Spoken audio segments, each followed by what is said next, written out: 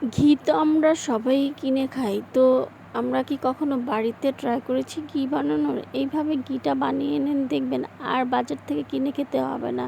প্রথমে আপনি যেই প্রতিদিন তো সবাই আমরা মোটামুটি দুধ মানে গরুর দুধটা কিনে নিয়ে থাকি। তো ওই দুধটাই প্রত্যেকদিন জাল দিয়ে একটু, একটু করে সরটা নিয়ে সরটা জমিয়ে নিবেন।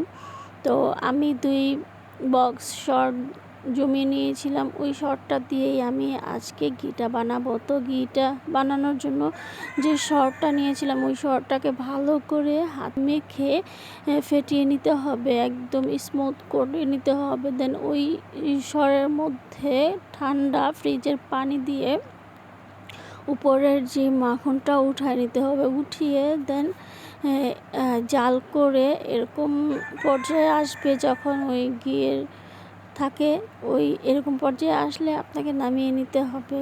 দেন একটা জারে আপনাকে ঢেলে নিতে হবে।